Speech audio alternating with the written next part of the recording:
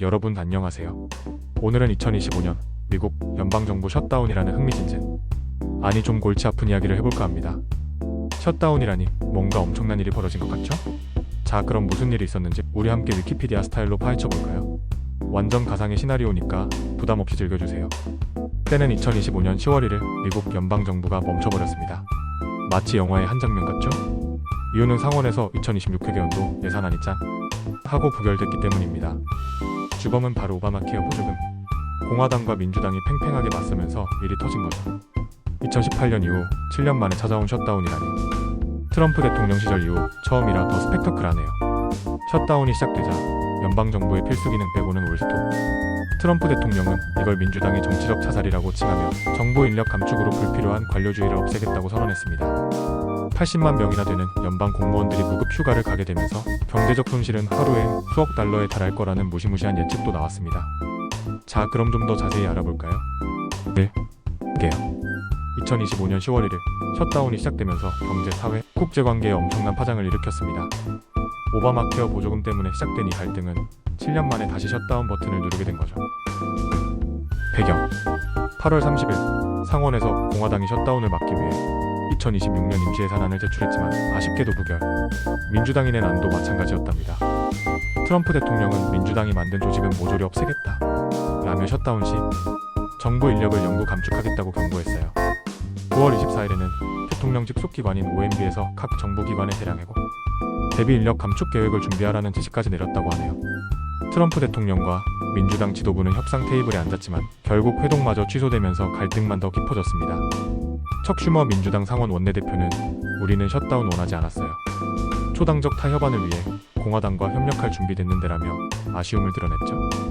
9월 30일에는 미국 주택도시개발부 홈페이지에 팝업 창이 떴는데 내용이 아주 강렬합니다.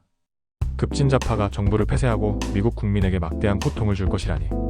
팝업 색깔도 빨간색이라 더 무시무시하네요. 3. 경과 3.1 초기 단계 10월 1일 10월 7일 셧다운이 시작되자마자 연방정부의 비필수 부서들은 문을 닫았습니다.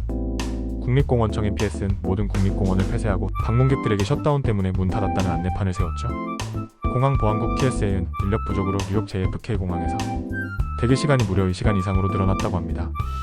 트럼프 대통령은 백악관에서 기자회견을 열고 이 셧다운은 민주당 책임, 오바마 케어 같은 낭비적인 프로그램 지키려고 그런다 라고 비난했습니다.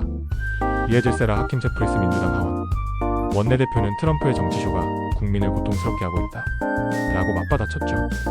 3.2 중기 단계 10월 8일 10월 20일 셧다운 2주 차 경제적 압박이 점점 심해졌습니다. 워싱턴 DC에서는 대규모 시위가 벌어졌는데요. 약 5만 명의 공무원과 지지자들이 월급 내놔를 외치며 의회 앞에서 시위를 벌였습니다.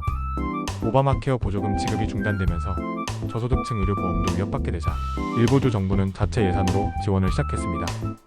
캘리포니아 주지사는 연방 셧다운이 주민들 건강을 위협한다 라며 비상사태를 선언하기도 했죠. 트럼프 대통령은 OMB를 통해 영구적 인력 감축 계획을 발표했지만 이건 또 법적 논란을 불러일으켰습니다. 연방 노조는 헌법 위반이다 라며 소송을 제기했답니다. 3.3 해결 시도와 종료 10월 21일 이후 10월 21일 상원에서 초당적 임시 예산안이 다시 올라왔지만 공화당 강경파의 반대로 또다시 부결. 하지만 10월 25일 트럼프 대통령과 민주당 지도부의 비밀 회담 후 11월 15일까지 단기 예산 연장안이 통과되면서 셧다운은 25일 만에 끝이 났습니다. 하지만 장기 예산 합의는 여전히 숙제로 남았다는 사실. 4. 여파? 셧다운이 끝나긴 했지만 그 여파는 경제적, 사회적으로 오랫동안 지속되었습니다. S&P 글로벌 추정에 따르면 총 경제 손실은 무려 80억 달러야 10조 원에 달했다고 합니다. 4.1 경제적 영향.